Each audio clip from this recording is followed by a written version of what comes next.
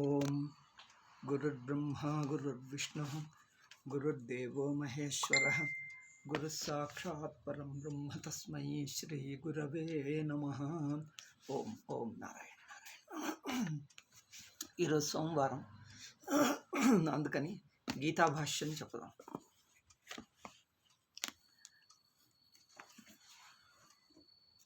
అనాశినో ప్రమేయస్య తస్మాత్ అది కాదు. శ్లోకం ఏమిటంటే 21వ శ్లోకం. వేదావినాశినం నిత్యం యయేన మజమవ్యయం కథం స పురుష పార్థ కం ఘాతయతి హంతికం. ఎవరికి ఆత్మ అవినాశి అని తెలుసో అతడు ఏం చేస్తాడు అంటే, కర్మ ఎట్లా చెయ్యగలడు అంటే, ఎట్లా చేస్తాడు అంటే చెయ్యడు అని అర్థం. ఇది మాటకు అర్థం ఆక్షేపం.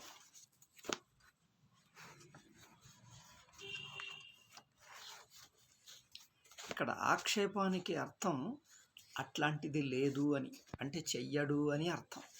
జ్ఞాని కర్త కాడు. జ్ఞాని అంటే తన ఆత్మ యొక్క నిజస్వరూపం తెలుసుకున్నప్పుడు కర్తృత్వం లేదు. తనను దేహేంద్రియ ఉపాధి ద్వారా చూసుకున్నప్పుడు వ్యక్తిగా కనిపిస్తాడు, కర్తగా కనిపిస్తాడు. కర్తగా కనిపిస్తాడు, కర్తృత్వం పుట్టదు అంటే నిజంగా లేదు అని అర్థం. కర్తృత్వం లేక జీవభావం నిజంగా వచ్చింది కాదు, అనిపిస్తుంది. అక్కడ లేదు, అనిపిస్తున్నా కూడా లేదు. ఆ అనిపించటమే ఇబ్బంది పడుతుంది. ఇప్పుడు కళ స్వప్నం నిజంగా వస్తుందా, లేక జరిగినట్టు అంత అనిపిస్తుందా? నేను కళలో ఒక వ్యక్తిగా ఉన్నట్లు, ప్రపంచమంతా చూస్తున్నట్లు అనిపిస్తుంది, కానీ ఆ ప్రపంచము నిజంగా రాలేదు. నేను నిజంగా స్వప్నమును చూస్తున్న వ్యక్తిని కాలేదు. స్వప్నమును చూస్తున్న వ్యక్తిని నిజంగా కాలేదు, అయినట్లు అనిపిస్తుంది అంతే. ఆ అనిపించటంలో ఉన్నంతసేపు స్వప్నం జరుగుతుంది అని అనిపిస్తున్నంతసేపు స్వప్నం. ఆ అనిపింపు ఎప్పుడైతే తప్పని తేలిపోతుందో లేదు. అంటే తేలిపోయిన తర్వాత ఆగిపోతుంది అని కాదు, మొదలు కూడా లేకుండే. కళ అనిపిస్తున్నప్పుడు కూడా లేకుండే, ఇప్పుడు లేదు, ఇక మీదట లేదు, ఎప్పుడూ లేదు. నేనెప్పుడూ చైతన్య మాత్రంగానే ఉన్నాను అని తెలుసుకుంటాడు. కనుక అట్లాగే ఇప్పుడు మనం ఏది ఇప్పుడు అనుభవిస్తున్నామో ఇదంతా కూడా స్వప్నమే. అందుకని కర్తృత్వమును అంటే వ్యక్తిత్వమును, జీవభావమే ఒక కల్పితం, ఒక అధ్యాస, ఒక ప్రత్యయం. అంటే ఆ ప్రత్యయంలో ఉంటున్నంతసేపు, అనిపింపులో ఉంటున్నంతసేపు అనిపిస్తూనే ఉంటుంది, అనిపించటంలో ఉంటున్నంతసేపు అనిపిస్తూనే ఉంటుంది. అందులోనే ఉంటూ ఎంత పోరాడినా లాభం లేదు. అది అక్కడ చెప్పేది ఏమిటంటే, అనిపిస్తుంది ఎందుకంటున్నారు ఇంతసేపు మళ్ళీ మళ్ళీ? ఊరికి వింటే పోతుందా అంటారు. ఇదంతా మిథ్య, ఇది అనిపిస్తున్నది, ఊరికి అనిపిస్తున్నది అని దీన్నే గట్టిపరుచుకుంటే అనిపించటం ఆగుతుందా? మీరు మళ్ళీ మళ్ళీ 10 సార్లు దాన్ని వల్లిస్తున్నారు, ఏమిటి ప్రయోజనం? 10 సార్లు 100 సార్లు ఇది ఒట్టిగా అనిపిస్తుంది అని వల్లిస్తే ఆగిపోతుందా? వల్లిస్తే ఆగిపోదు. మీరు అందులో కొనసాగినా అది ఆగిపోదు, దాన్ని ఇంకేం చేసినా ఆగిపోదు. అందుకే ఇది అనిపిస్తుంది అంటే నువ్వు ఏమీ చెయ్యనవసరం లేదు, ఏం చేసినా అది తొలగేది కాదు అని అర్థం. అంటే ఇప్పుడు మనం చెయ్యాల్సింది ఏమిటంటే, ఆ అనిపించటంకు విరుద్ధమైన పని చెయ్యాలి, కానీ అనిపించటంలో ఉండేటటువంటి ప్రయత్నం చేస్తే లాభం లేదు. అనిపించటంలోనే కొనసాగే ప్రయత్నం ఏది చేసినా లాభం లేదు. అవునా? నేను ఒక వ్యక్తిని అని అనిపిస్తున్న భావంలోనే ఉంటూ ఆ భావంలో ఉండేటట్టుగా, ఆ భావంలోనే కొనసాగేటట్టుగా ఏ ప్రయత్నం చేసినా లాభం లేదు. మనం చేసే ప్రయత్నాలన్నీ అవే ఉన్నాయి. ఆ అనిపించటంలో కొనసాగుతూ ప్రశ్న వేస్తాం, ఎందుకంటాం, ఇంకేమంటాం, ఆక్షేపం, అరుస్తాం, అల్లరి చేస్తాం, అదేమిటి ఇదేమిటి నువ్వు ఏం చేసినా అనిపించటమును నువ్వు కదలించటం లేదు. ఇది అనిపించటం అంటే అర్థం ఏమిటి అంటే, ఎందుకు చెప్తున్నది శాస్త్రం? ఇది ఊరికే అనిపిస్తున్నది అంటే ఆ అనిపించటము కదిలిపోయేటట్టుగా, చెదరిపోయేటట్టుగా చూడవయ్యా. నువ్వు చెయ్యగలిసిందల్లా ఆ అనిపింపటాన్ని చెదరగొట్టేటట్టుగా చెయ్యి. తప్పుడు బుద్ధి కదిలిపోయేటట్టుగా. అంటే సర్పము అనిపిస్తే అనిపిస్తున్న సర్పాన్ని ఎట్లా చెదరగొట్టాలి?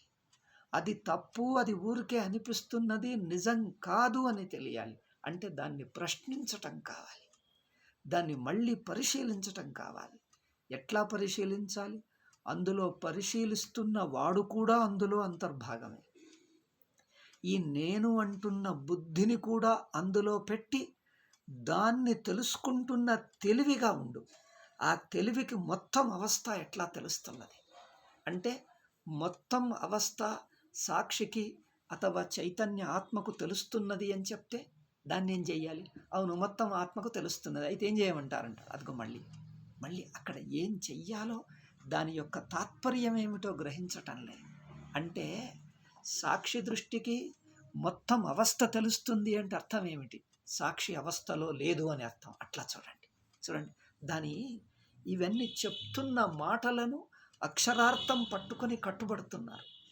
వాటి యొక్క నిగూఢార్థం చూడాలి, లక్ష్యార్థం చూడాలి, తాత్పర్యార్థం చూడాలి. ఇవన్నీ ప్రక్రియకు తాత్పర్యం ఉంటుంది. తాత్పర్యార్థం వైపు దృష్టి పెట్టండి. ఇది మొత్తము అవస్థనే తెలుసుకుంటున్నది అంటే తెలుసుకుంటున్న ఆత్మ అవస్థలో లేదు. నువ్వు అవస్థలో ఉంటూ అవస్థనే చూస్తూ ఏం చేసినా లాభం లేదు. అవస్థలో ఉంటూ అవస్థనే చూస్తూ ఇంకా అవస్థలోని పదార్థాల మీదనే దృష్టి పెడుతూ ఉంటే అవస్థ వదలదు. అవస్థలోని పదార్థాల మీదనే దృష్టి పెడుతూ అవస్థ యొక్క దేశకాలాలు, అవస్థ ఇంతకు ముందుండేనా తర్వాత పోతుందా? ముందు వెనకలు అనేది కాలబుద్ధి. ఈ కాలబుద్ధి అవస్థలో ఉన్నవాడికి ఉంటుంది. నువ్వు కాలబుద్ధిలోనే వెతుకుతే ఇంతకు ముందుండేనా తర్వాత ఉండేనా, ఇప్పుడు నేను విచారం చేస్తే తర్వాత పోతుందా, ఇప్పుడున్నది కదా తర్వాత పోతుందా? ఇదిగో ఇప్పుడు తర్వాత అనే బుద్ధే కాలబుద్ధి. నువ్వు కాలబుద్ధిలో ఉండేటట్టు, నీ మనస్సు కాలబుద్ధిలో ఉండేటట్టే చూస్తున్నావు. నువ్వు లాభం లేదు. అది విచారమే కాదు, అది వేదాంత విచారమే కాదు. నువ్వు కాలబుద్ధిలోనే ఉండేటట్లు విచారిస్తున్నావంటే కాలాంతర్గత పదార్థాలనే చూస్తున్నావు. అంటే ప్రమాతగానే ఉంటున్నావు, సాక్షిగా ఉండటం లేదు. సాక్షిత్వాన్ని గ్రహించటానికి ప్రయత్నించటం లే. ఆత్మ విచారం జరగటం లే. ఆత్మ విచారం అంటే మొత్తం అవస్థను తెలుసుకుంటున్నది సాక్షి. అంటే సాక్షి అవస్థలో లేదు, అవస్థను చూస్తున్న, అవస్థలో ఉంటున్న జ్ఞాతృ కర్తృ భోక్తృ కాదు అది. అట్లా చూడాలి. మొత్తం అవస్థను చూడటం అంటే మొత్తం అవస్థను చూడబోతుంటే నువ్వు అవస్థలో లేవు అన్న అనుభవం గుర్తింపుకొస్తుంది. నేను అవస్థలోనే లేను. మొత్తం అవస్థ అంటే మొత్తాన్ని చూస్తున్నవాడికి అవస్థ లేదు అని అర్థం. అట్లా చూడాలి. మొత్తం అవస్థనే లేనివాడిగా ఉన్నాను. లేదు అంటే ఉండి తొలగిపోతుందా? అట్లా కాదు. ఉండి తొలగుతుంది అంటే అవును, తప్పేమిటి? ఉండి తొలగిపోతుంది అంటే అదిగో ఉండి తొలగిపోతుంది అంటే ముందు వెనకల భావం వస్తుంది. ముందొకటి తర్వాత ఒకటి, అవునా? ముందు వెనకల భావం అంటే ముందు తర్వాత. ఇట్లా ఈ ముందు వెనకల భావం చూస్తే ఇది కాలబుద్ధి అవుతుంది. నువ్వు కాలబుద్ధిలో ఉంటూ చూడటం అవుతుంది. అది తప్పవుతుంది. కాలబుద్ధే ప్రమాతృదృష్టి, ప్రమాతృదృష్టే కాలబుద్ధి, జీవబుద్ధే కాలబుద్ధి. నువ్వు ప్రపంచం ఇప్పుడున్నది తర్వాత పోతుంది అనే రీతిగా చూస్తున్నావంటే జ్ఞాతృగా కర్తృభోక్తగా జీవభావంతో చూస్తున్నావు. ఆ జీవభావంతో ఎంత చూసినా జీవభావమే ఉంటుంది, పోదు. అవస్థలో ఉంటున్న బుద్ధిగా. అందుకే కాలాతీతం కాలాతీతం అంటే, కాలాతీతం అంటే ఏం చేయాలి? అవును సరే, కాలాతీతం అంటే ఏమిటి? విన్నా.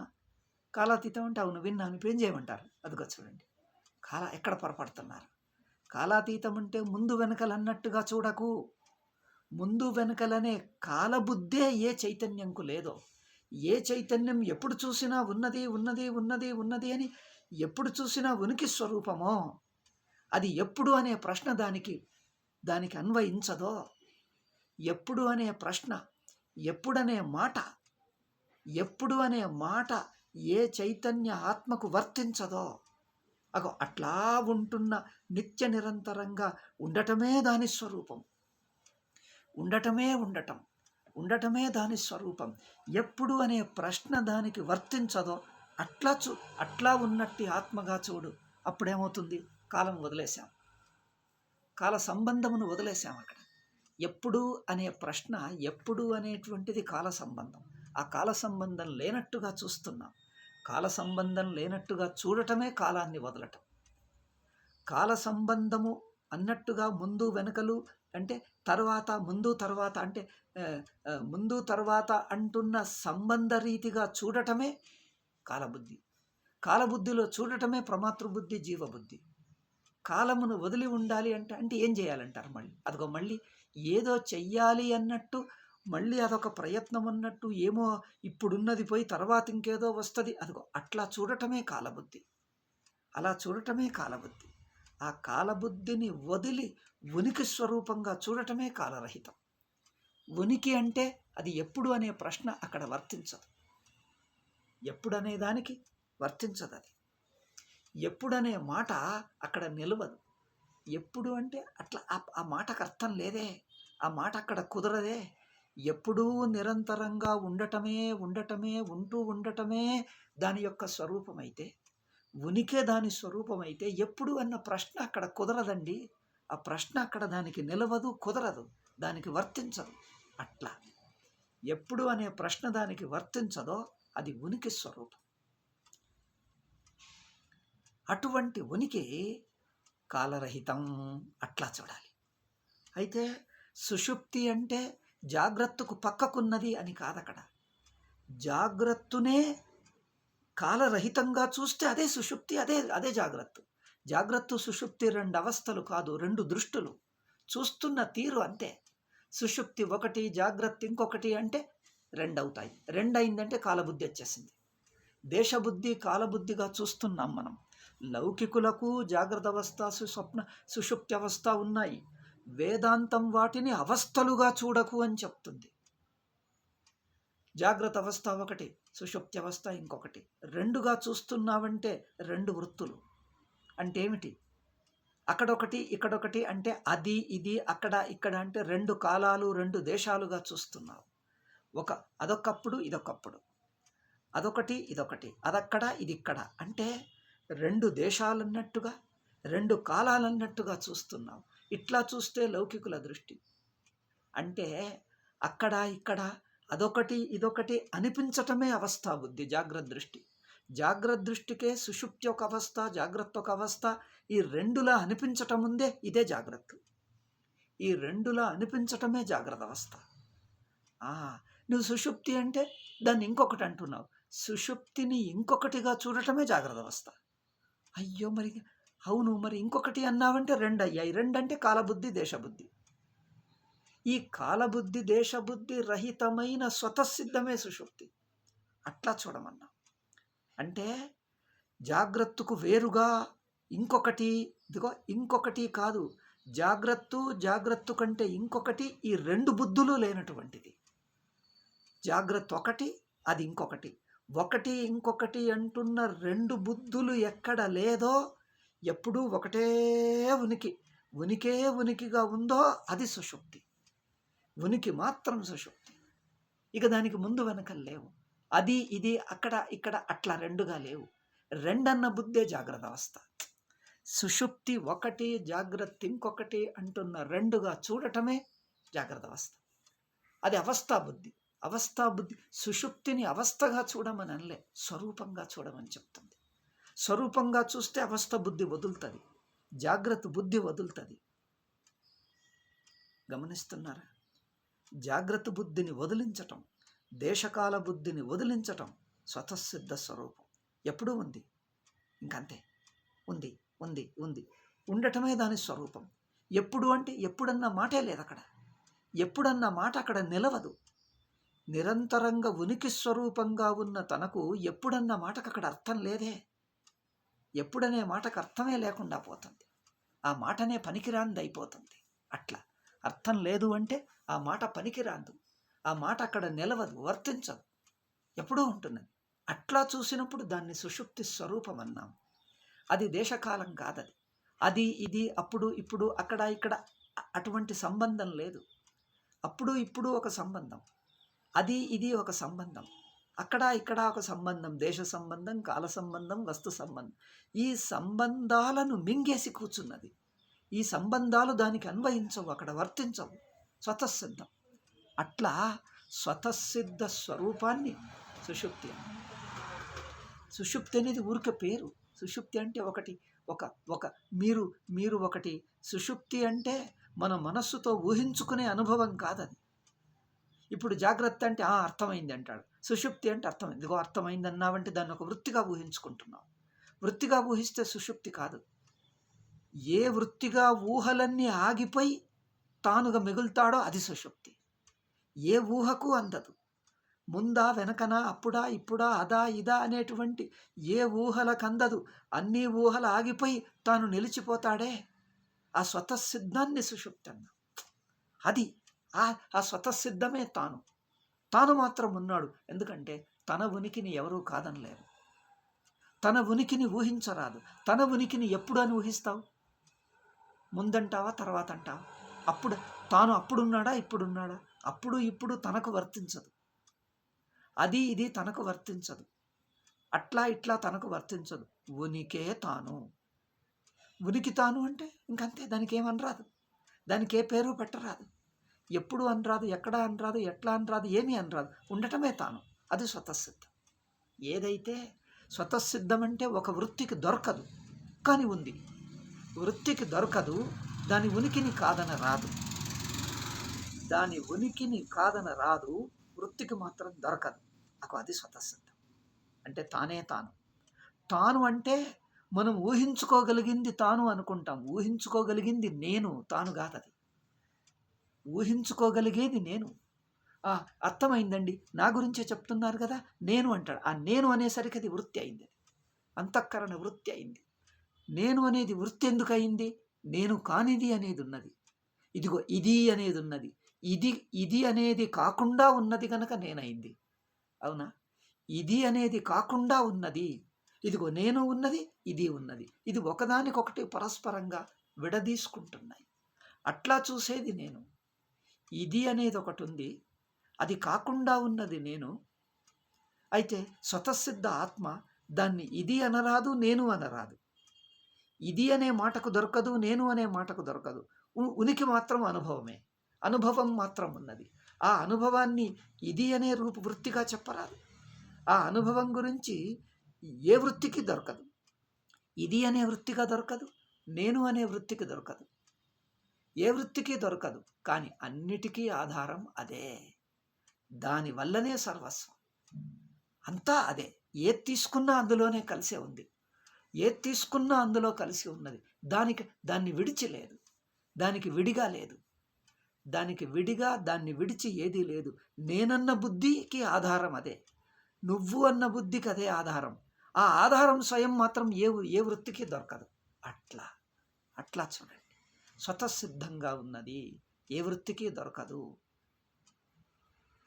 ఇట్లా ఏ వృత్తికి దొరకకుండా అన్ని వృత్తులకు ఆధారంగా స్వతసిద్ధం అంటే దాన్ని ఒకానొకటిగా అట్లా ఇట్లా అది ఇది అని ఏదో ఒక రీతిగా ఊహించరాదు, కానీ దాని ఉనికిని కాదనరాదు. అట్లా చూడండి, దాని ఉనికిని ఎవరూ కాదనరాదు. ఎందుకంటే దాన్ని అసలు కాదనరాదే.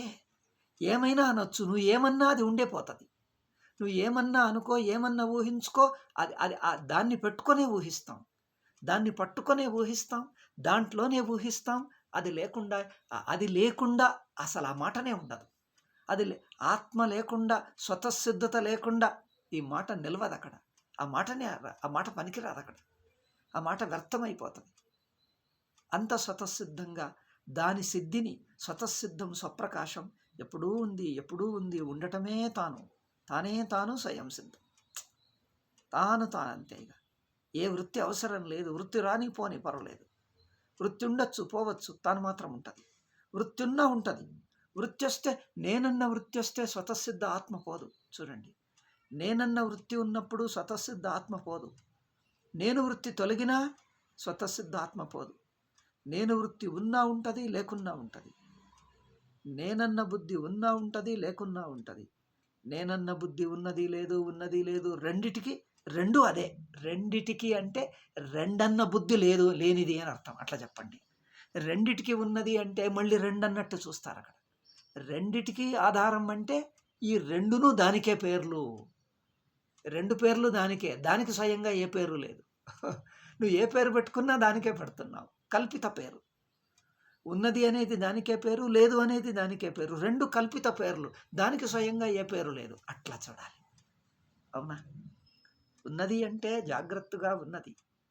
నేననే బుద్ధిగా ఉన్నది, నేననే బుద్ధి లేకుండా ఉన్నది. అంటే ఒక్కటే నేనన్న బుద్ధిగా ఉంటుంది, నేనన్న బుద్ధిగా లేదు. ఉన్నది లేదు అనే రెండు పేర్లు ఒకేదానికి పెట్టొచ్చా? ఉన్నది అని చెప్పొచ్చు, లేదని చెప్పొచ్చు. ఒకేదానికి అట్లెట్లా అండి? అది విచిత్రం. ఉన్నది అనొచ్చు, లేదు అనొచ్చు. రెండు కరెక్టే అంటే రెండూ కాదు అని అర్థం. రెండిటికి దొరకదు అని అర్థం. రెండిటికి ఇమడదు, ఏ వృత్తికి ఇమడదు. అంటే దాని ఉనికి మాత్రం కాదని రాదు. అట్లా అంత స్వతసిద్ధంగా ఎప్పుడు తానే తాను. అందుకే దాన్ని ఒక వ్యక్తిగా చూడొద్దు. వ్యక్తిత్వం కూడా అందులో మునిగిపోయింది. ఇంకంతే. అది మౌనమే. ఇంకా మౌనం అన్నా కూడా మనము ఒక మాటను పట్టుకొని మౌనం అంటాం, మాటను పట్టుకొని పోల్చి మౌనం అంటాం.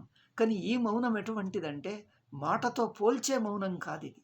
ఇది స్వతసిద్ధ మౌనం. మామూలుగా మనం మౌనం అంటే మాటతో పోల్చి మాట లేనిది మౌనం అంటాం. కానీ ఈ మౌనం అట్లా కాదు. మాట ఉన్నా మౌనమే, మాట లేకున్నా మౌనమే. అది చూడండి ఎట్లా ఆశ్చర్యం.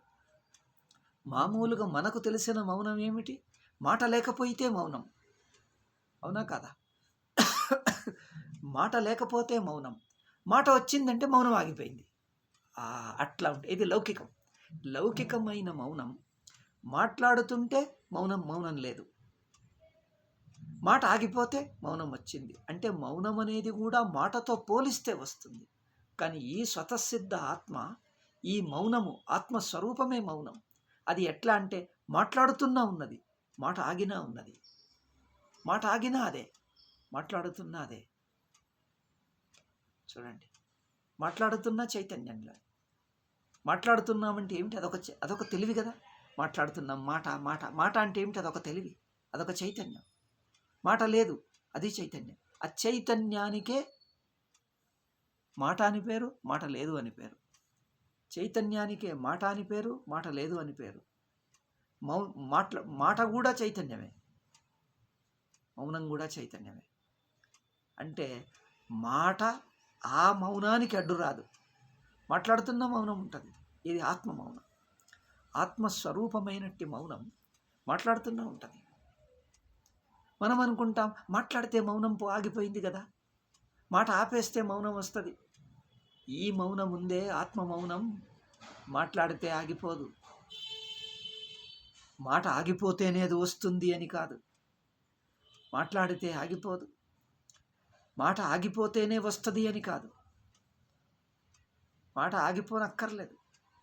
మాటను ఆపకుండానే ఉన్నది. ఎందుకంటే ఉనికే దాని స్వరూపం. అది తప్ప ఇంకేదీ లేదే. అది దాన్ని నువ్వు ఏమన్నా ఉంటుంది, ఏం లేదన్నా ఉంటుంది, అవునన్నా ఉంటుంది, లేదన్నా ఉంటుంది. నువ్వు ఏమన్నాను అది మాత్రం ఉండటం తప్పదు. ఏమన్నా చెయ్యి, ఉందను లేదను అదే. అబ్బా, ఉందన్నాదే లేదన్నాదే. అట్లా స్వతసిద్ధమంటే మాట్లాడినాదే, మౌనంగా ఉన్నాదే. మాట వల్ల దానికి ఏమీ కాదు.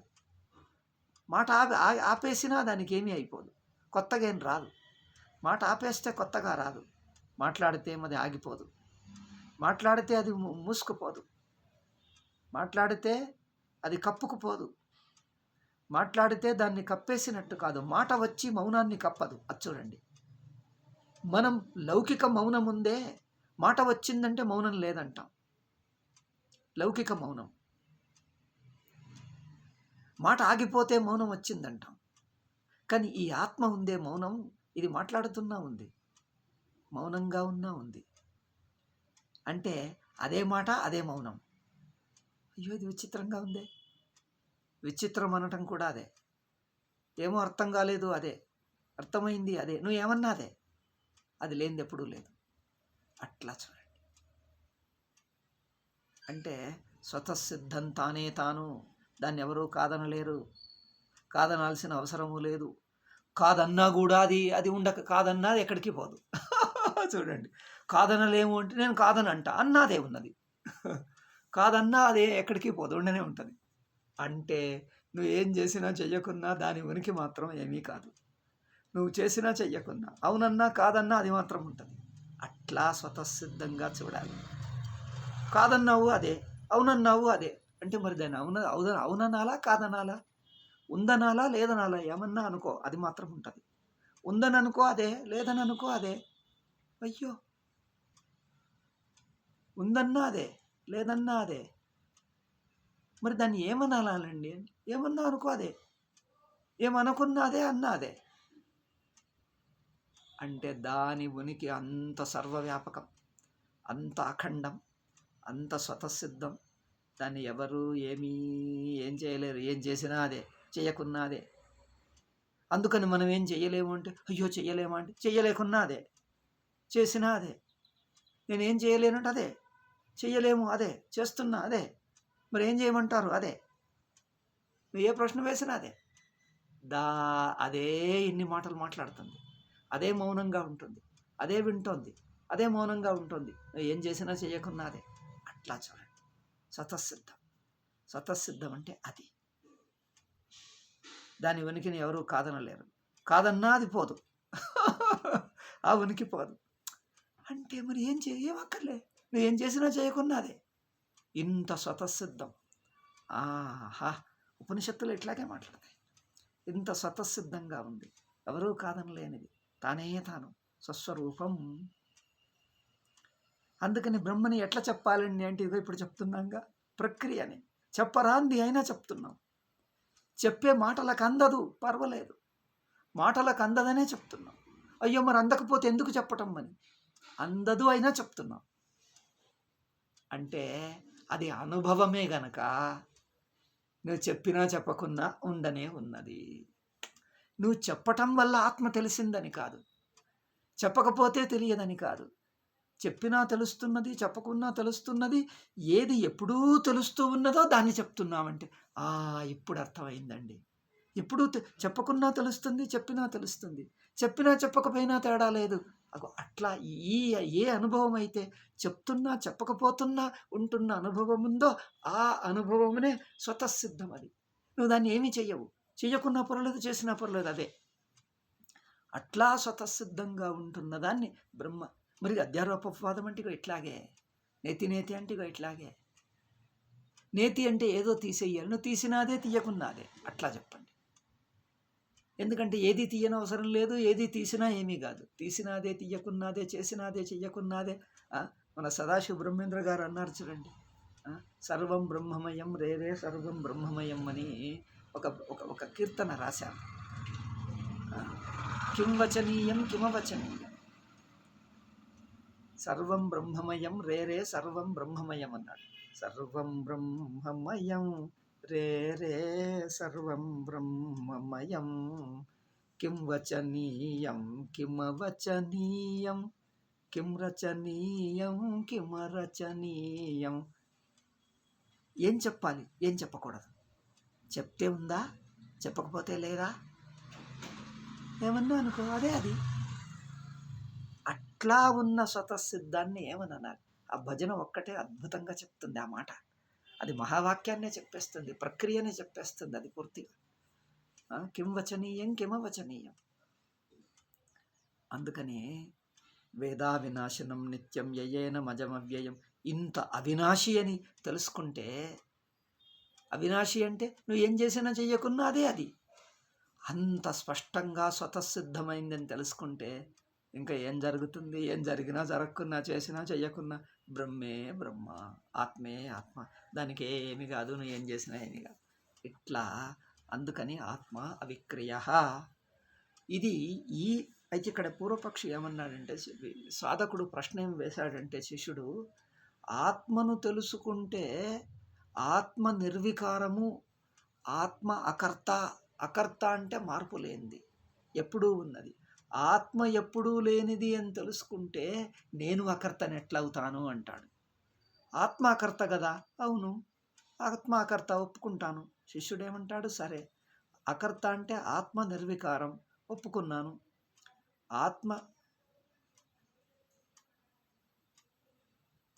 ఆత్మ నిర్వికారం అని నేను ఒప్పుకుంటే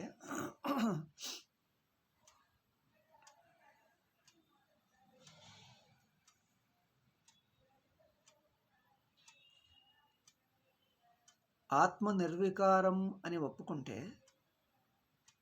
అని తెలుసుకుంటే, తెలుసుకున్నవాడిని నేనున్నాను కదా, వ్యక్తిని, నేను అకర్త ఎట్లవుతాను అని ప్రశ్న. ఇక్కడ గురువుగారు జవాబు ఏమంటే, అకర్తను తెలుసుకోవాలంటే నువ్వు అకర్త కావలసిందే. నువ్వు అకర్త అయిన ఆత్మకు విడిగా ఉండి ఆత్మను తెలుసుకోరాదు. నువ్వు ఆత్మను తెలుసుకోవటం అంటే ఆత్మను తెలుసుకుంటూ నువ్వుండవు. ఆత్మను తెలుసుకుంటే నువ్వే అది. అంటే ఆత్మను తెలుసుకుంటే ఆత్మే అవుతావు. అంటే ఆత్మగా ఉండటమే దాన్ని తెలుసుకోవటం, దాన్ని ఎదురుగా పెట్టుకొని తెలుసుకోవటం కాదు. ఆత్మను ఎదురుగా పెట్టుకొనో, లోపల పెట్టుకొనో, పక్కకు పెట్టుకొనో నేను తెలుసుకుంటానని కాదు. తెలుసుకుంటూ పోతే నువ్వు తెలుసుకునేవాడివి ఆత్మవే అవుతావు. అయినప్పుడే నీకు తెలిసినట్టు. నువ్వు అంటే నువ్వే ఆత్మ అన్నప్పుడే అది తెలిసినట్టు. తెలుసుకునేది దేన్ని తెలుసుకుంటున్నావో అదే నువ్వవుతావు. అంటే దానిగానే తెలుసుకుంటావు. అట్లయినప్పుడే అది తెలిసినట్టు. లేకపోతే ఆత్మ నాకు తెలుస్తుంది అంటే తెలుసుకునేవాడిగా నువ్వు వేరు, తెలియబడుతున్న ఆత్మ ఒకటి, దాన్ని తెలుసుకుంటున్న నువ్వు, ఇట్లా రెండుంటాయా? తెలియబడుతున్న ఆత్మ ఒకటి, తెలుసుకుంటున్న నువ్వొకటి, ఇట్లా రెండుంటాయా? ఈ రెండు అనిపిస్తే అది నీకు ఆత్మ తెలియలే, అది తెలుసుకోవటం కాదు. ఆత్మ అట్లా తెలిస్తే అది ఆత్మ తెలిసినట్టు కాదు, అది ఆత్మ కాదు, అది తెలిసినట్టు కాదు. చూడు, ఒకటి ఆత్మ తెలిసింది అనిపిస్తే అది ఆత్మ కాదు, నీకు తెలిసినట్టు కాదు. అదే నువ్వైపోతే ఇంకా తెలుసుకునేవాడు, తెలియబడేవాడు రెండు లేదుగా. తెలుసుకునేవాడు నువ్వుగా నువ్వు మిగలవు, తెలియబడేదిగా అది ఉండదు. అట్లా తెలిస్తేనే ఆత్మ. అంటే నువ్వు దానిగానే అయిపోతే, దానిగా నువ్వైపోతేనే నీకు తెలిసినట్టు. దానిగా నువ్వే అయితేనే అది తెలిసినట్టు. అట్లా అట్లా అట్లా అట్లా అయినప్పుడే ఆత్మ తెలుస్తుంది. అందుకని ఇక్కడ ఏమన్నాడు శిష్యుడు, ఏమన్నాడు, ఆత్మను తెలుసుకుంటే నేను ఎట్లా అకర్తనవుతాను, ఆత్మను తెలుసుకున్నాక కూడా నేను కర్తగా అంటే నేను వ్యక్తిగా ఉంటాను కదా అంటాడు. ఆత్మను తెలుసుకున్నాక నేను వ్యక్తిగా కర్తగా ఉంటాను అంటే వ్యక్తిగా ఉంటాను. ఆత్మ సర్వవ్యాపకం అన్నాడు. ఆకాశం చూడండి, సర్వవ్యాపక ఆకాశం. సర్వవ్యాపక ఆకాశం అని తెలుసుకున్నాక కూడా నేను వ్యక్తిగా ఉన్నానుగా. అట్లాగే ఆత్మ సర్వవ్యాపకం అని తెలుసుకున్నాక నేను వ్యక్తిగా ఉంటాను అని. అయితే నీకు తెలియలేదని అర్థం. ఆత్మను తెలుసుకున్నాక నువ్వు వ్యక్తిగా మిగిలితే నీకు ఆత్మ తెలియదు. అదెట్లానండి అంటే, మరి సర్వవ్యాపకం నీకెట్ట తెలుస్తుందయ్యా? ఒక్కచోట కూర్చుంటే నువ్వు వ్యక్తి అంటే ఒక్కచోట ఉన్నావు, వ్యక్తి అంటే ఒక్కచోట ఉన్నావు. ఒక్కచోట ఉన్నవాడికి సర్వం ఎట్లా తెలుస్తుంది? సర్వం తెలియాలంటే అది ఎంత వరకు ఉన్నదో అంతవరకు నువ్వు పోవాలి. ఆత్మ ఎంతవరకు ఉన్నదో నువ్వు అంత అవ్వాలి. అది ఎక్కడ దాకా ఉందో నువ్వు అక్కడ దాకా వెళ్ళాలి. అది ఎంత వ్యాపకమైతే నువ్వు అంత అయితేనే నీకు ఆత్మ తెలుస్తుంది. నువ్వు ఇక్కడ కూర్చొని అంతా తెలుసుకున్నానంటే ఎట్లా అవుతుంది? ఆకాశం సర్వవ్యాపకం అండి, ఎవడు చెప్పాడు నీకు ఆకాశం సర్వవ్యాపకం? నేను చూశాను అంటే ఎట్లా చూసావు చెప్పు? నేను అంత చూశాను, అంత చూస్తే నువ్వే ఉండవు. మొత్తం సర్వవ్యాపకమును చూస్తే నువ్వే వ్యక్తిగా ఉండవు. నేను సర్వవ్యాపకం చూశానండి అంటే అబద్ధం. సర్వవ్యాపకం చూస్తే నువ్వు వ్యక్తిగా ఎట్లుంటావు? సర్వమును చూస్తే సర్వమైన వాడే సర్వం చూస్తాడు. అవునా? సర్వమును చూసేవాడే సర్వం అవుతాడు. సర్వమైతేనే సర్వాన్ని చూస్తాడు. ఒక్కచోట ఉండి సర్వం ఎట్లా చూస్తావు? నువ్వు ఇక్కడ ఉండి బెంగళూరు ఎట్లా చూస్తావు? బెంగళూరు చూడాలంటే బెంగళూరులో ఉండాల్సిందే. ఏమయ్యా, బెంగళూరును చూడాలంటే బెంగళూరు ఊర్లోకి పోతే బెంగళూరు చూస్తావా? బెంగళూరుకు బయట ఉండి బెంగళూరు చూస్తావా? బెంగళూరుకు బయట అంటే ఏంటి? దూరంగా హొళి నరసపురంలో ఉంటే బెంగళూరు చూసినట్ట.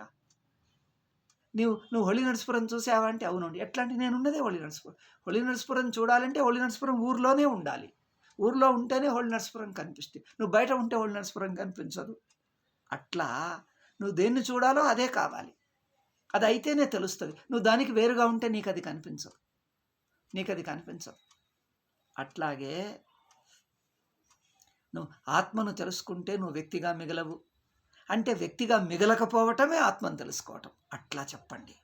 నువ్వు వ్యక్తిత్వాన్ని వదిలించుకోవటమే ఆత్మను తెలుసుకోవటం.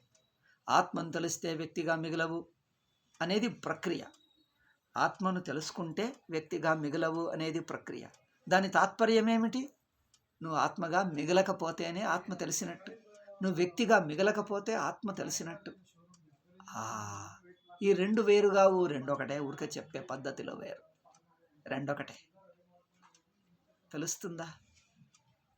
మాటల గారడి అనిపించుకోకండి. మాటల గారడి కాదు. అనుభవ దృష్ట్యా చూస్తే మాట స్పష్టమవుతాయి. ఉపనిషత్తులు అన్నీ ఇట్లాంటి మాటలే ఉంటాయి. ఎందుకంటే అనుభవం అట్లాంటిది. ఏ మాటకు అందదు, ఏ మాటలకు అందదు. అయినా చెప్పాలి. చెప్తే ఇట్లనే ఉంటుంది. ఏమో విచిత్ర మాటలుగా ఉంటాయి. మరి స్వతసిద్ధ అనుభవం ఎట్లా చెప్పొస్తుంది? ఏ మాటకు దొరకదు. కనుక స్వతసిద్ధ స్వప్రకాశ అందుకని దాన్ని తెలుసుకుంటే నువ్వు వ్యక్తిగానే మిగలవు. అంటే వ్యక్తిత్వమును వదలటమే ఆత్మను తెలుసు. వ్యక్తిత్వం వదిలితే సర్వవ్యాపకం అయిపోతావు. సర్వవ్యాపకం అంటే నువ్వే ఆత్మ. అంటే వ్యక్తిత్వమును మింగెయ్యటమే, తుడిచెయ్యటమే వ్యక్తి అన్న దృష్టి, వ్యక్తి అన్న బుద్ధిని మింగేసేయి అంటే చెదరగొట్టేయి, కరిగించేసేయి. సుషుప్తిని చూడవో నువ్వు వ్యక్తిగా మిగలవు. నువ్వే సుషుప్తి. ఏమీ లేదు అక్కడ. చెప్పేవాళ్ళు లేడు, వినేవాళ్ళు లేడు, చూసేవాళ్ళు లేడు, చూడబడేది లేదు. అట్లా అందుకని అనంతమును సర్వవ్యాపకమును చూడబోతే నువ్వు అనంతమే అయిపోతావు, సర్వవ్యాపకమే అయిపోతావు. నువ్వు ఇంకా మిగలవు. అట్లా ఉండాలి. అవునా? అందుకని అకర్త శిష్యుడేం ప్రశ్న వేశాడు? అకర్త ఆత్మను తెలుసుకుంటే నేను అకర్త ఎట్లవుతా? అదేం రా, ఆత్మను తెలుసుకుంటే నువ్వు వ్యక్తిగా మిగలవు, నువ్వు అకర్తవే. ఓ ఇట్లనా ఏమిటి? నువ్వు ఇంకా ఆశ్చర్యము, నువ్వనేదే మిగలవు. అనంతమును చూడబోతే అనంతం అయిపోతావంటే నిన్ను నువ్వుగా వదిలించుకుంటేనే అనంతం నీకు తెలుస్తుంది. అందుకని తత్వజ్ఞాని స్వయంగా వ్యక్తి కాడు. అందుకని నా విదుష ఆత్మత్వాత్. దానికి జవాబు ఈ భాష్య వాక్యం చూడండి ఎంత అద్భుతంగా ఉంది. ఏ వాక్యం తీసుకున్నా ఒక్కొక్కటి అద్భుతం. నేరుగా స్వరూపమే చూపిస్తుంది. అంతే. వేదాంతం అంతా బ్రహ్మస్వరూపమే. ఏది తీసుకున్నా బ్రహ్మస్వరూపమే. అట్లా కనుకన్నా విదుష ఆత్మత్వాత్. తత్వజ్ఞాని ఆత్మస్వరూపుడే. అందుకని తాను అకర్త అవుతాడు. అంటే తనను తెలుసుకోవటం అంటే తానే అవటం అంటే తెలుసుకునేది, తెలియబడేది అంతా ఒకటే. ఇంకక్కడ తెలుసుకోవటం, తెలియబడేది లేదు. నా దేహాది సంఘాతస్య విద్వత్త. దేహేంద్రియ మనస్సులుగా ఉండటం, వ్యక్తిగా ఉండటం తత్వజ్ఞాని కాదు. వ్యక్తిత్వం వదిలిపోతేనే తత్వజ్ఞానం. అది చూడండి. వ్యక్తిగా ఉండి నువ్వు బ్రహ్మను తెలుసుకోలేవు. నువ్వు వ్యక్తిగా ఉన్నంతసేపు బ్రహ్మనే అడ్డుకుంటుంది. బ్రహ్మను కప్పేస్తున్నావు. నీ అహంబుద్ధే నేనంటున్న బుద్ధే బ్రహ్మను కప్పేస్తుంది, ఆత్మను కప్పేస్తుంది. అంటే దాన్ని తప్పుగా చిత్రిస్తుంది. ఆ తప్పు బుద్ధి కరెక్షన్ చేస్తే నువ్వే బ్రహ్మ అంటే ఇంకొకటి కాదు. తననుగా తెలుసుకుంటేనే బ్రహ్మ అవుతుంది. తను కాకుండా పెడితే బ్రహ్మ కాదు. అది తను కాకుండా అన్నానంటే ఏంటిది? నేను ఇంకొకటి అనే రెండన్న బుద్ధి వస్తుంది. రెండన్న బుద్ధిలో ఆత్మ లేదు. నేను ఇంకొకటి, ఈ రెండన్న విభజన లేకపోతే అది బ్రహ్మ. అందుకని నా దేహాది సంఘాతస్య విద్వత్త. వ్యక్తిత్వం జ్ఞానం కాదు. వ్యక్తిగా ఉండటం జ్ఞానం కాదు. అతః పారిశేష్యాత్ అసంహత ఆత్మ విద్వాన్. అందుకోసం దేహేంద్రియ మనస్సు అంటే దేహేంద్రియం కాదు అంటే తన చైతన్య స్పృహలో దేహం లేదు. తన చైతన్య స్పృహలో నేను ఇట్లా అట్లా అనేటువంటి స్పృహ లేకుండా చైతన్యం ఉన్నది, దేహం లేదు. ఇంద్రియాలు లేవు. నేను వింటున్నా, చూస్తున్నా, తెలుసుకుంటున్నా, అది లేదు. నేను వింటున్నా, చూస్తున్నా అంటే అది మళ్ళీ ఇంద్రియం అవుతుంది. నేను అట్లున్నాను, ఇట్లున్నానంటే దేహం అవుతుంది. నేను కూర్చున్నాను, నిలబడ్డానంటే దేహం అవుతుంది. నేను అలాంటి వాడిని, ఇలాంటి వాడిని అంటే దేహం అవుతుంది. నేను చూస్తున్నాను, వింటున్నాను అంటే ఇంద్రియాలు అవుతాయి. అక్కడ నేను చూస్తున్నది లేదు, వింటున్నది లేదు, ముడుతున్నది లేదు, వాసన చూస్తున్నది లేదు, ఉన్నాను మాత్రం. ఉన్నాను. అవునా? అసంహత ఆత్మ విద్వాన్ అంటే తాను ఇంద్రియ మనస్సుల రూపం కాదు, తన గురించి ఒక వృత్తి లేదు, అది స్వతసిద్ధం. అట్లా ఈ దేహేంద్రియాల స్పృహను చైతన్యంలోంచి తీసేయటమే, కరిగించేసి చైతన్య మాత్రంగా మిగలటమే బ్రహ్మత్వం. విద్వాన్ అవిక్రియ ఇది తస్య ఏమైంది కనిపించటం, తస్య విదుష కర్మ అసంభవాత్. అట్లా సర్వంతాననే తెలుసుకున్న ఆ సర్వరూప బ్రహ్మకు కదులుతాడా, మారతాడా? అందుకని అకర్త, కదలడు. ఎందుకంటే కదలిక అనేది ఒక వ్యక్తిలో కదలిక ఉంటుంది. ఒక పరిమిత రూపం ఒక చోటు నుంచి ఇంకో చోటుకు పోతుంది, ఒక రూపం నుంచి ఇంకో రూపం మారుతుంది. ఆయనకు చోటు లేదు, దేశం లేదు, కాలం లేదు, వ్యక్తిత్వమే లేదు. సుషుప్తి కదులుతుందా, మారుతుందా? ఒక చోటు నుంచి ఇంకో చోటే లేదే. ఒకటి నుంచి ఒకటి ఇంకొకటి, ఆ మాటలే లేవు, ఆలోచనలే లేదు, అంతా తానే. అట్లా సర్వం తానైనటువంటి స్వతసిద్ధ ఆత్మ కదలటం లేదు, మారటం లేదు, రాక లేదు, పోక లేదు. రాక పోక అనే మాటలకు అదే అర్థం. రాక అంటే చైతన్యమే, పోక అంటే చైతన్యమే. ఉండటం అన్నా నువ్వు ఏ మాట మాట్లాడినా బ్రహ్మే అది, అంతే. ఇక ఏమీ లేదు. దూరం అన్నా అదే, దగ్గరన్నా అదే, ఉన్నది అన్నా అదే, లేదన్నా అదే, ముందు అన్నా అదే, తర్వాత అన్నా అదే. నీ ఏమన్నా అది ఒకటే బ్రహ్మ. అన్ని మాటలకు ఒకటే అర్థం. మాటలకు తన సొంత అర్థాలు లేవు. ఎందుకంటే అన్ని మాటలు వ్యర్థమైపోతున్నాయి. ఏ మాటలు పనికిరానివి అవుతున్నాయి. ఏ మాటలు పనికిరాదు అంటే ఏ మాట చెప్పినా ఒకటే. మాటలుగా మిగలటం లేదంటే మాటలన్నీ పనికిరానివి అయిపోతున్నాయి. ఏ మాట చెప్పినా అదే ఉంది. ఇప్పుడు ఏ మాట చెప్పినా అదే అయితే ఏ మాటకి ఏమర్థం అంటే ఏ మాట చెప్పినా అదే అర్థం. పుస్తకం అన్నదే అర్థం, గోడ అన్నదే అర్థం, చెట్టు అన్నదే అర్థం, పెన్ అన్నదే అర్థం, టేబుల్ అన్నదే అర్థం, కుర్చీ అన్నదే అర్థం, సెల్ ఫోన్ అన్నదే అర్థం. ఎన్ని చెప్పినా అదే అర్థం అంటే మరి సెల్ ఫోన్కు చెట్టుకి ఏం తేడా, పుస్తకానికి గోడకి ఏం తేడా? అరే అన్నీ ఏం చెప్పినా ఒకటే అర్థం అంటే మాటలన్నీ వ్యర్థమైపోతున్నాయి. ప్రతి మాటకు తనదైన అర్థం ఉంటే అది మాట అవుతుంది. ప్రతి మాటకు పుస్తకానికి పుస్తకమే అర్థం, గోడకు గోడనే అర్థం, చెట్టుకు చెట్టే అర్థం, పెన్నుకు పెన్ను అర్థం. అట్లయితే ప్రతి మాటకు తనదైన అర్థం ఉన్నది అనొచ్చు. ఆ మాటలు పనిచేస్తాయి, మాటలకు అర్థాలు ఉన్నాయి. అన్ని మాటలకు ఒకటే అర్థం అయితే మాటలకు ఏమర్థం? ఏం చెప్పినా ఒకటే అర్థం. పుస్తకం అంటే ఏమిటో గోడ అంటే అదే, గోడ అంటే ఏమిటో సెల్ ఫోన్ అంటే అదే, సెల్ ఫోన్ అంటే ఏమిటో చెట్టు అంటే అదే, చెట్టు అంటే ఏమిటో పెన్ అంటే అదే, పెన్ అంటే ఏదో బట్ట అంటే అదే. అన్ని మాటలకు ఒకటే అర్థం. అవునా? అన్ని మాటలకు అదే అర్థం. ఆ అర్థం ఎప్పుడూ ఉన్నదే గనక మాటనే అవసరం లేదు. అన్ని మాటలకు ఒకటే అంటే ఏ మాట అవసరం లేదు.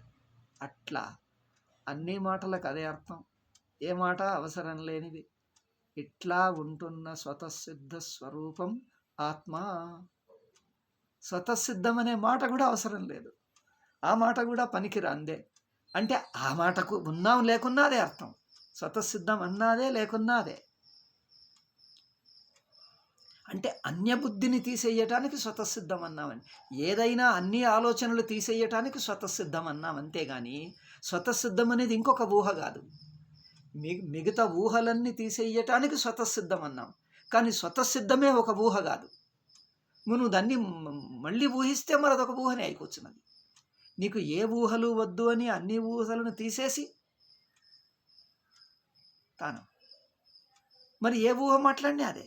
అన్ని ఊహలను తీసేయటం అంటే అర్థం ఏంటిది? దేన్ని ఇట్లా రెండు రీతిలుగా చెప్పుకోవచ్చు. నువ్వు ఏం ఊహించినా అదే బ్రహ్మ, అన్ని ఊహలు ఆపేసినా అదే. అట్లా స్వతసిద్ధ ఆత్మ. అందుకని ఇక్కడ ఒక విచిత్రంగా చెప్తారు చూడండి, ఆత్మ విద్వాన్ అవిక్రియ, నిర్వికార రూపుడైన ఆ జ్ఞానస్వరూపమే తాను, తననే అది అన్నాడు. ఇది తస్య విదుష, ఏమన్నాడు, కర్మ అసంభవాత్, అటువంటి తత్వజ్ఞానికి కదలిక లేదు, చలనం లేదు, మార్పులు లేవు కనుక ఏ కర్మలు, కర్మ అసంభవం అంటే కర్మ తానే లేదు, అసంభవం ఏమిటి, కర్మ తానే లేదు. ఇట్లా అసంభవాత్ అసంహతో ఆక్షేపో యుక్త కథం సపురుష ఇది. అందుకని భాష శ్రీకృష్ణ భగవానుడు చెప్పిన మాట, ఆయన ఎట్లా చెయ్యగలడు, ఎట్లా చెయ్యగలడు అంటే చెయ్యటం వీలు పడదు అంటే అక్కడ చెయ్యటం అనేదే లేదు అని అర్థం, కదలిక అనేదే లేదు, క్రియ అనేదే లేదు. సర్వవ్యాపకం అన్నప్పుడు అక్కడ దేశకాలాలు లేవు, కదలికలు లేవు, రాకపోకలు లేవు, ఏమీ లేదు, స్వతసిద్ధం అని అర్థం. ఇట్లా కనుక కథం సపురుష ఇది యథా బుద్ధ్యాద్యాహృతస్య శబ్దాద్యర్థస్య అవిక్రియే సన్, ఆత్మ నిర్వికారమే అవుతున్నా దాన్ని నేను అనే ఒక బుద్ధి పట్టుకొని జీవభావం అనుకుంటాడు. అంటే జీవభావం ఊరికే కల్పితమే, తనకు జీవభావం లేదు. నేను అనే బుద్ధి పట్టుకొని, నేను అనే బుద్ధిని పొరపాటుగా పట్టుకొని జీవుడు అన్నట్టు భావిస్తాడు. నేను కాదు అనే బుద్ధిని పట్టుకొని జ్ఞాని అవుతాడు. అంటే జ్ఞాని అవ్వటం అజ్ఞాని అవ్వటం రెండు అధ్యాసలే. జ్ఞానిత్వము అధ్యాసనే, అజ్ఞానిత్వము అధ్యాసనే. ఆత్మ స్వయంగా జ్ఞానాజ్ఞానాలకు అతీతమైన స్వతసిద్ధ బ్రహ్మ.